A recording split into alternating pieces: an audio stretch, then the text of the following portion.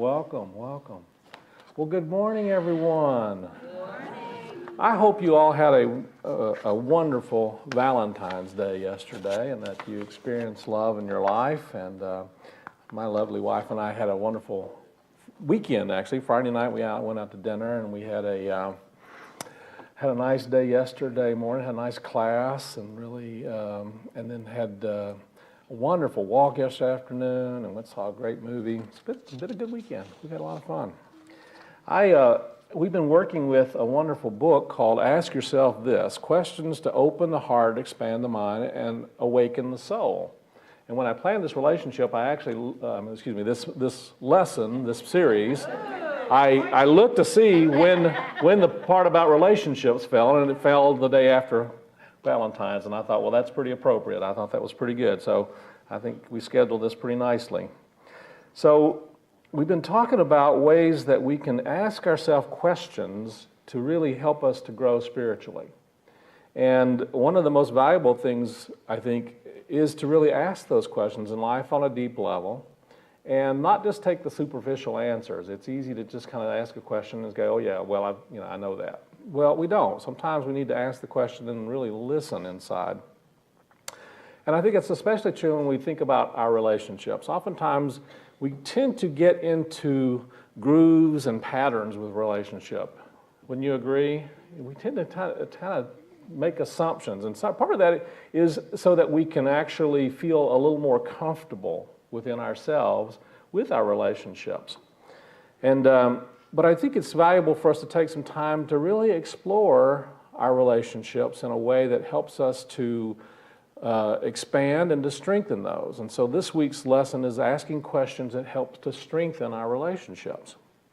So naturally, I like stories, and I came across a wonderful story about Valentine's Day. And there were monks that were out in a very remote monastery deep in the woods, and they followed a very rigid vow of silence. They could only one monk could speak, and only once per year, and that was on Valentine's Day. And they could only say one thing. They had only made one statement.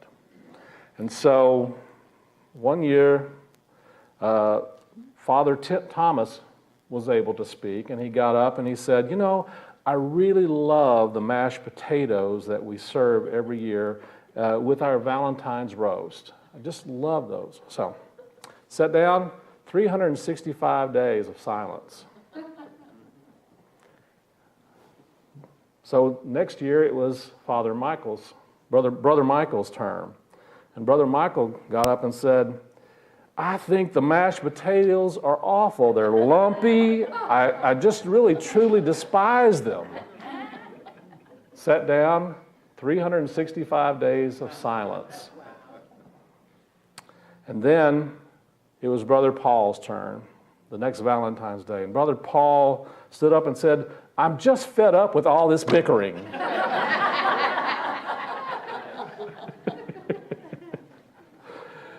Oh, I love that one. There was another wonderful story. There was a wife that woke up one morning and said, honey, I just had this dream that you bought me a new gold necklace. What do you think that means? And he said, well, I don't know, but Valentine's is coming up, and it's coming up on Saturday, and you'll know what it means. And a few nights later, she said, wow, I just woke up this morning, and I had another wonderful dream, and I dreamed this time that you gave me a pearl necklace. What do you think that means?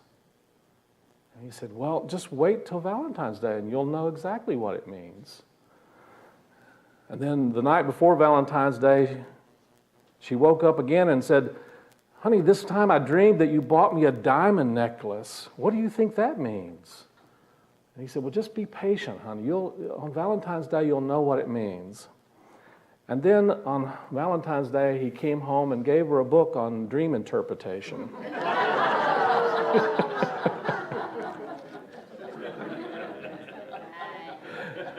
Ba-dum-bump. Well, we're talking about relationships, and one of the things that I think it's I think it's a very valuable thing for us to recognize. One of the things that Jesus said, and he said basically, and this is paraphrasing, he says, "You have no reward for loving those that love you. The reward comes for loving those you have difficulty loving."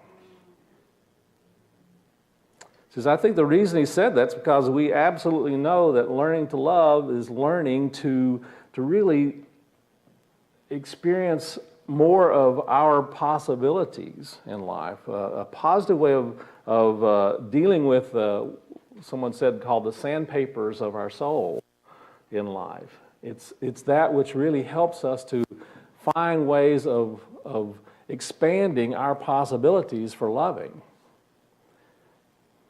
It's not the easy way, is it? It's not necessarily an easy thing. But he said, don't just love those who love you. Even the tax collectors do that. I expect something different from you, basically. He said that I expect you to love those who don't love you. In other words, he said, love your enemies. Now, we like to skip over that part a lot, don't we? But the reality is that's a big piece of, I think, what really helps us to grow spiritually, is learning to love not only those that love us, but learning to love those that we find it difficult to love. And I think that really is part of what helps us to be what I would call spiritual as opposed to being religious. Wouldn't you agree? I remember when I was in ministerial school, I had the great opportunity of serving in Silent Unity, which is the 24-hour prayer ministry. And it's a very powerful opportunity to learn about prayer and to learn to pray. And we would get prayer requests from people all over the world, and for every kind of thing in the world. But primarily, you would find that most of the things that people wanted prayer about was something to do with a relationship. Almost always. It had something to do with some difficulty they were having with a coworker, or they were trying to salvage a marriage, or they were trying to deal with their past and their woundedness from the past. A large percentage, it seemed, that were calling in for prayers for something to do with a relationship. And so when we think about learning to grow in and through our relationships, I'm going to suggest to you, and you've heard me say this kind of thing before, that's, I think, probably one of the primary purposes of our relationship. And she asked some really wonderful questions that kind of helps us to shift our thinking and awareness about relationships so that we are allowing our relationships to be something that allows us to expand and grow in our own possibilities in life. So one of the first questions she asked is, who are you making a project? Ooh, I love that. Ooh, who are you making a project in your life? And so another way of asking that, you might say, is who are you trying to change? We have a tendency to get in relationships, and one of the things that oftentimes draws us into relationships, we have the thing that I say is I love Valentine's Day, and I love the understanding about love on Valentine's Day, but a lot of it is really geared toward romantic relationships, isn't it? Now, I want you to know there's absolutely nothing wrong with romantic relationships. I think they're important and valuable. But I think it's valuable for us to understand that when we get into a romantic relationship, what we're really doing is we're falling in love with a concept and a belief system and an image that we have of this other person. Because the reality is when we first fall in love with someone, we have no clue who they are. Isn't this true? When you really do fall in love with someone, you don't have a clue who they are. You think you do. And you fall in love with who you think they are. And then you spend many opportunities, sometimes weeks, months, years, sometimes they last a week, sometimes they last a month, sometimes they last years. But you spend a lot of that time and energy trying to get them to fit that image of who you think they are.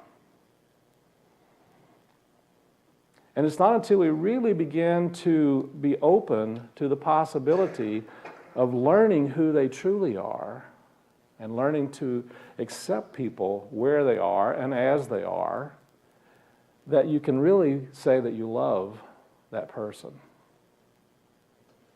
And that's one of our biggest opportunities and one of our biggest challenges in relationships, isn't it? Because we are kind of geared toward taking on projects. And usually with a project is something that we're going to help them to be, right? So if you really want to strengthen your relationship, take on a project. But make sure that you're the project.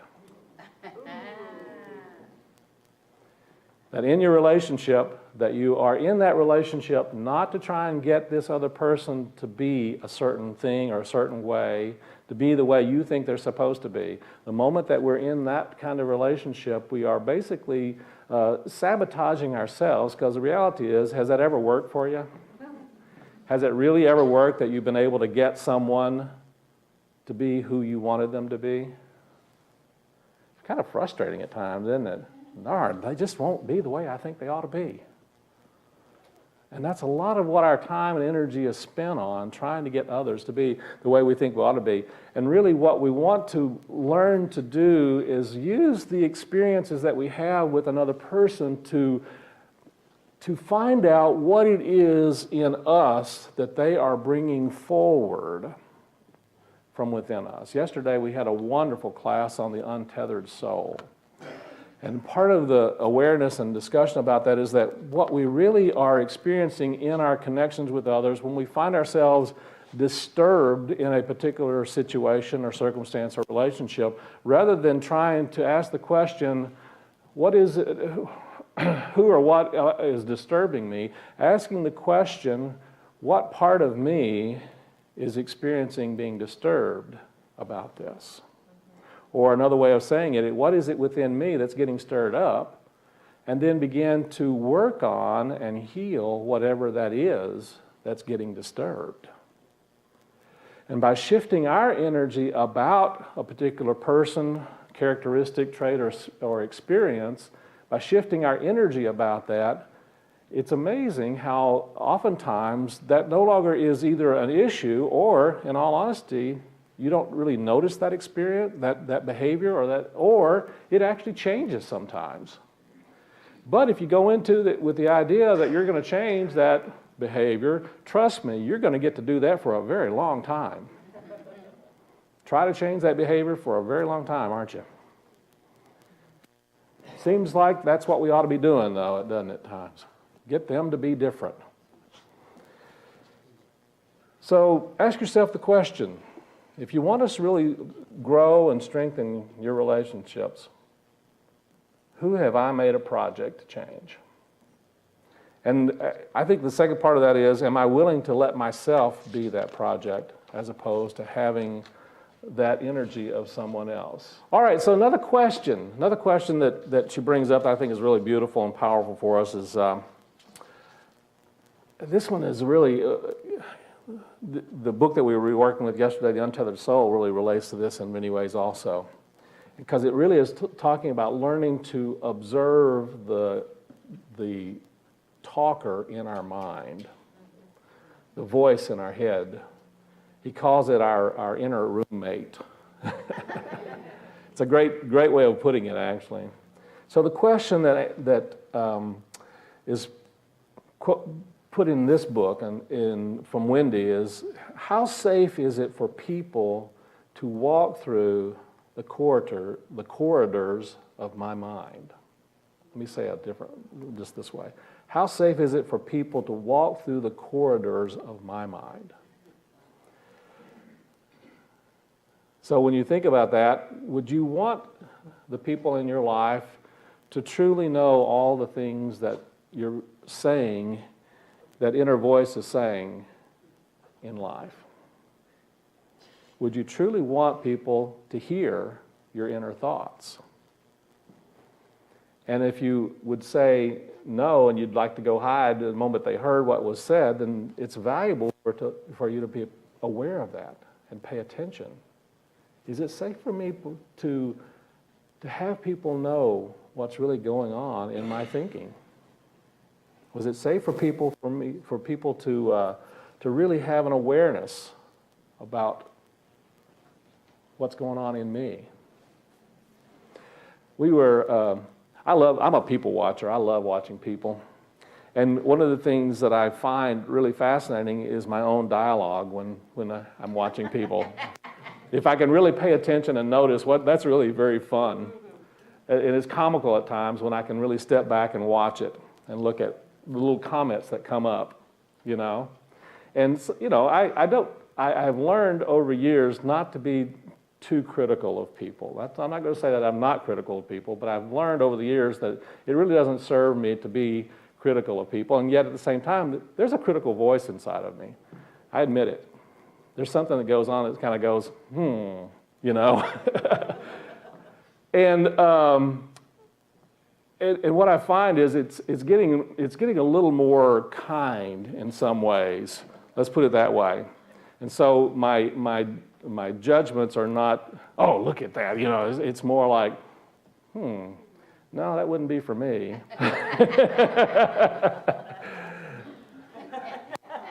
But it's still, you know, my judgments, right?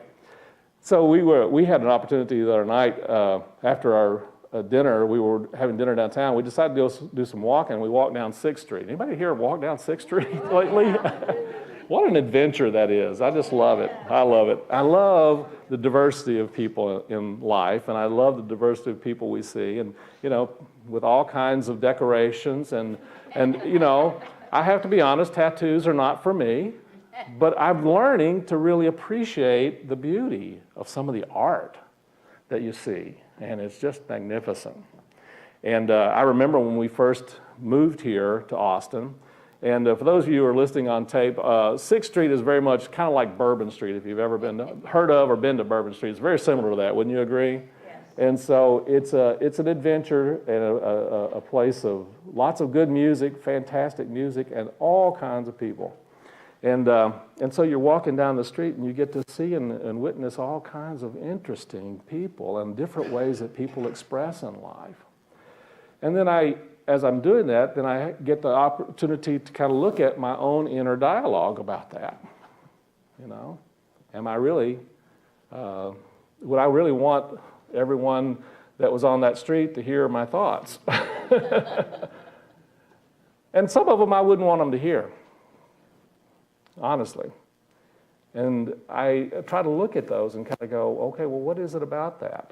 And then what is it about me that really is that triggering? And what is it about me that I need to really shift in my understanding and awareness? Because the reality is, I'm not here to change them. It wouldn't be any worthwhile to do that. But the reality is, we think that if we're only thinking a thought, that people don't hear it. But I'm going to suggest to you that's not true. I'm going to suggest to you that people hear our thoughts. Now, they may not hear it with their ears, but we are emanating the energy of every thought that we hold in our awareness. And we're putting it out there, whether we realize it or not. And so all those things that you think you haven't said, trust me, you've said. And you're saying. And as you're holding particular awarenesses and ideas and attitudes about a relationship, about a person, about experiences in that relationship, those are, whether they're being said or not, they're being emanated in some form, in some way, because every thought has energy, and we're vibrating with those energies. The Institute of Heart Math has done some amazing research on the power and the energy of the heart, and the magnetic energy that's being put out by the heart. And you know that the magnetic energy of the heart is actually 40 times greater. And actually, I think the last research they found is actually it's like 60 times greater than the magnetic energy that your brain emanates. And this is actually measurable from a large distance away from you. You can actually measure the electromagnetic energy of the heart. And you can measure it from a distance. They can measure it as much as 5 and 6 or 7 feet out sometimes.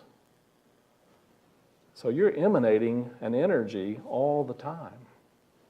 The question is, what kind of energy are you wanting to radiate? Because the kind of energy that you want to radiate is the energy that you want to get back. Because it bounces back to you, doesn't it? So what we're putting out, we're getting back.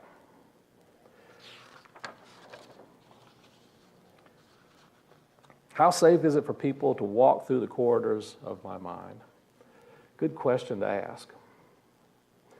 And maybe just ask the follow-up questions. Would I want them to really hear what this little voice is actually saying? And if not, then maybe we need to think about shifting some of those thoughts. Here's another one. Do I hold people to the lowest or to the highest standards? Do I expect the worst or do I expect the best? What do I expect of people in my life? Do I expect them to, do I look for what's missing or broken in a person? Do I look for the problems? Do I look for the challenges? See, there's a value in identifying, there's a value of being able to identify what's broken if you are a mechanic, right? If you are working on your vehicle, that's a good thing to know. But I'm going to suggest to you that when you try to transfer that skill over to your relationship, you are in the process of breaking the mechanics of your relationship. If your primary focus and idea and awareness is about trying to fix, you're breaking in relationships. It doesn't work the same way. So it's a valuable skill. It's a valuable skill if you're a mechanic. But if you are using that same kind of thinking to try and fix another person or to try to fix a relationship, that actually is like throwing a monkey wrench into the relationship, jamming in the gears, isn't it? Great question to ask.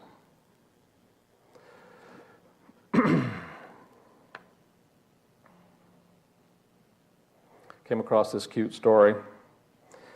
It was a granddaughter came to the grandmother and said, "How is it that you and Grandpa have enjoyed 50 years of marriage and you're happy? You're happy. What's the secret?"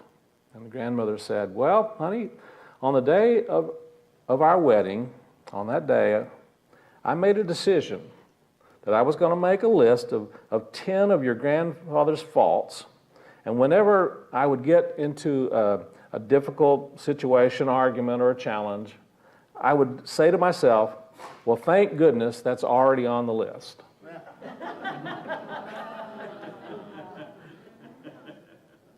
And the granddaughter says, well, can I see the list? And she says, well, the truth of the matter is I never actually wrote it down, but anytime something came up, I just always said, thank goodness it's already on the list. It's already on the list. You can bet there's always the list is there, but, you know, you can just kind of dismiss that by saying it's already on the list. So another great question to help us in our relationship is when we find ourselves in a challenge, is to ask the question, what is my part in this? What am I doing? What in me is contributing to this difficulty? What in me is contributing to this challenge? What in me is this bringing up to be healed, is another way of saying it. I find that a really valuable question to ask. Rather than trying to figure out and focus our attention and energy on what the other is doing that is wrong, bad, you know, all the stuff that we don't like, what's in this from me is a way that Eric Butterworth puts it. What's in this from me? And if we can really listen and tune into the energy that's going on in us about the circumstance or situation, then we're in a place that we can begin to make a change. We can make a difference. Came across this story. There's a man driving home. He was driving home from work one day, and he noticed a hitchhiker, and he decided to pick up the hitchhiker and to decide as he's going along, and he thought about whether he should do that or not, and decided, well, he's going to go ahead and pick up a hitchhiker. And as the hitchhiker got in, he decided to put his jacket on the seat between the two of them. And as he's driving along, he began to get a little nervous, a little anxious about the situation, and reached over and felt of his jacket and noticed that he didn't feel his wallet in his jacket pocket where he always kept it. And he just couldn't believe it. And so he just pulled over and told the guy to give out and said, "Give me the wallet. Give me the wallet."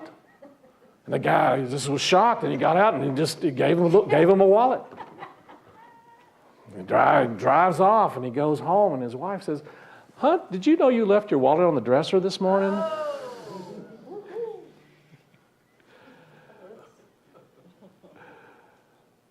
What's in this from me? What's in this from me? Oftentimes we find ourselves in situations where we think something has happened, and we are quite certain we know the truth. But the next question really fits with this story. The next question is, do I have the full picture? Do I have the full picture? Did the guy have the full picture? He was convinced he did, didn't he? And so one of the ways to look at this and think about this, and one of the ways in our discussion yesterday in our class, is what are the stories that I am making up about this person, this circumstance, this situation? And am I simply believing all of my stories, or am I really listening for and looking for what's the whole story? What's the whole picture?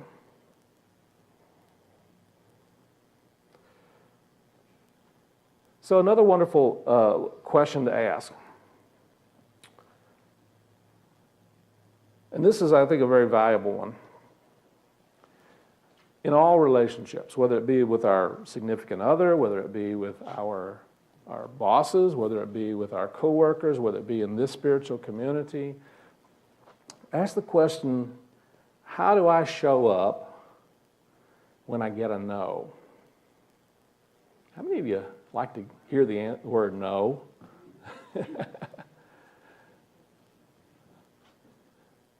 How do we show up when we hear the word no? When we don't seem to get what it is that we want? What is our way of being when we are not hearing or experiencing or getting what we think we want?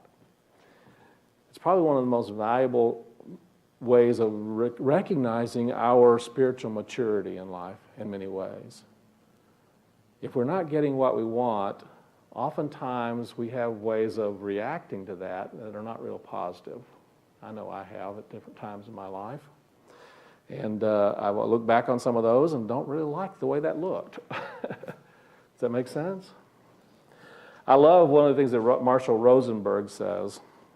He says that, you can make your children do whatever you want them to do, and they can make you regret it.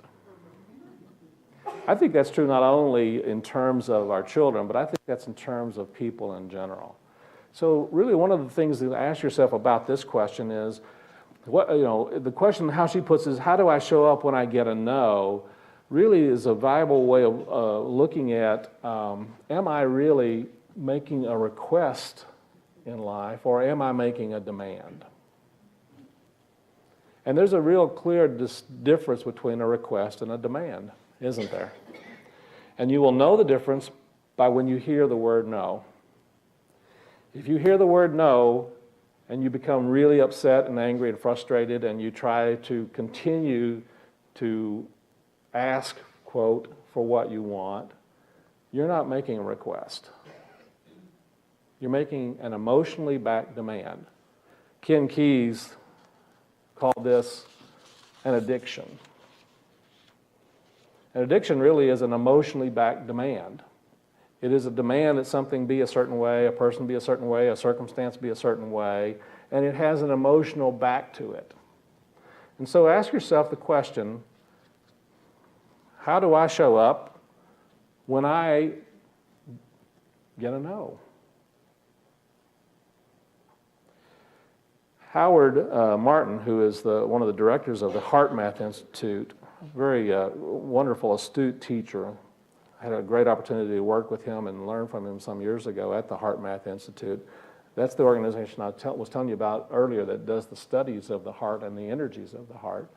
And one of the things he said that I think is really very profound, he said the most important and new frontier of human development is the management of one's own emotions. The management of one's own emotions. Our relationships are really here to help teach us how to manage our own emotions. We sometimes try to use it as ways of trying to manage the other person's emotions, don't we?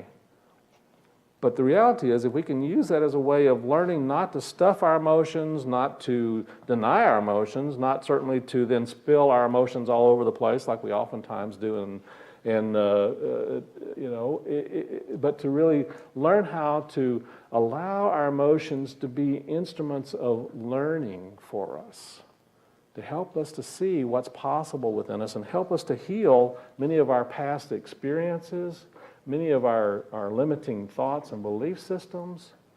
If we can do that, we will find that we're able to move into experiences and relationships from a different perspective. And they are there as gifts to us, and we become able to draw to us circumstances and experiences that are much more uplifting and filled with an energy of possibility and love and light.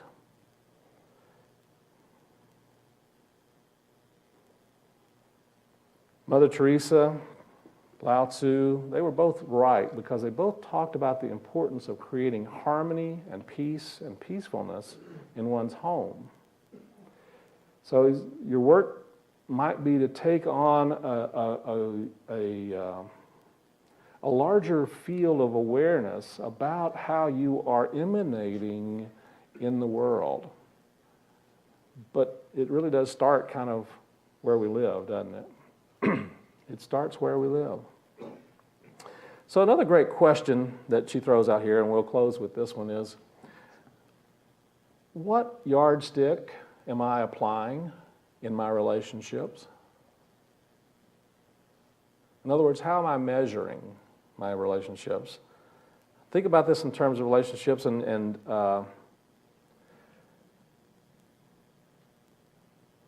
when another person acts the way they do, here's a great little story. When another person acts that way, he's ugly, but when you do, it's just nervousness. When she is set in her ways, she's obstinate. And when you are, it's firmness, right? When he doesn't like your friends, he's prejudiced, and when you don't like his friends, you're showing good judgment, right? When she tries to be accommodating, she's apple polishing.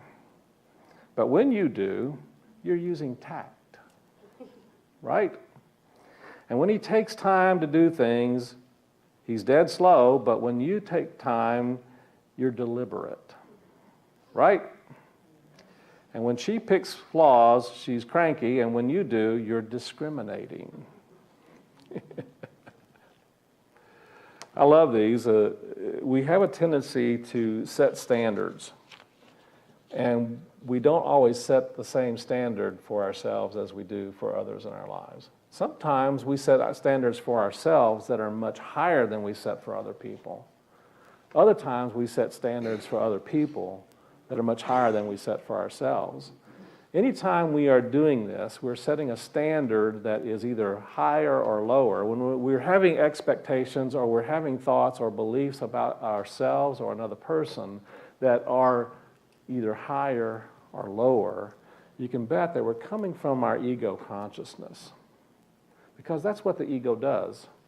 It compares and it contrasts. And it's not really allowing us to experience ourselves and another person in that equality. That's really what really fosters richness and strength and compassion and love and beauty in our lives.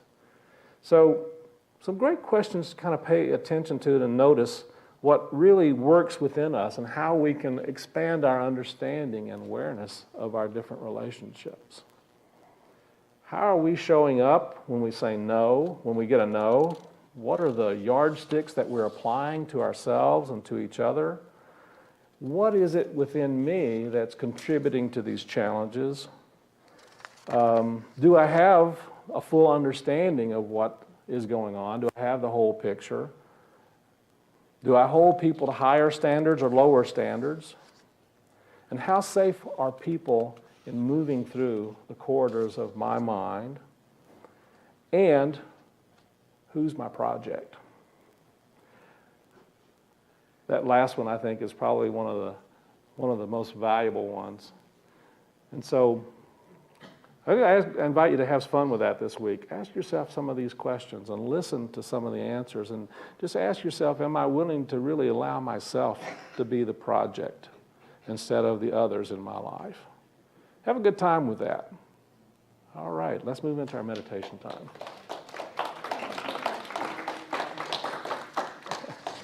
So let's take a moment now and move into a comfortable place. Just begin to relax and feel yourself breathing in and breathing out. And as you breathe in, let yourself breathe in love. And as you breathe out the need to fix. As you breathe in peace and acceptance. And as you breathe out anything that would block or stand in the way of the flow of that love. Any judgments and as you breathe in, feel the energy of love and peace. The possibilities. And as you breathe out fear and doubt, limitation. Let the energy of your heart now feel and radiate and vibrate with appreciation, acceptance, looking and feeling the good, for the good.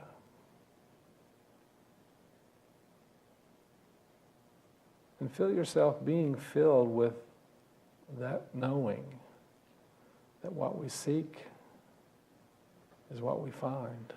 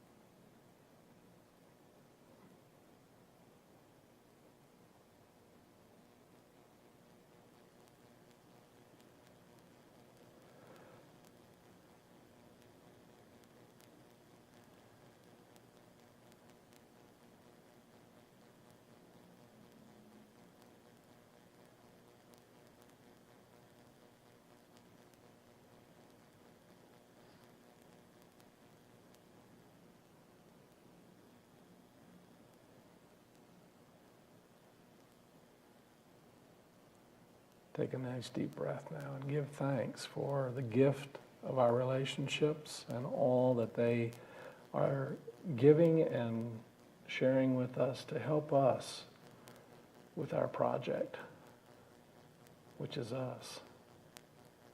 Take another nice deep breath and be open to allowing that spirit to lift our hearts to a way and a place and an energy and a vibration that shares light and love and possibilities. And so it is. Take a nice deep breath now. Let your awareness come back into this room, this time and place. Take another nice deep breath. and give thanks. And so it is. Amen.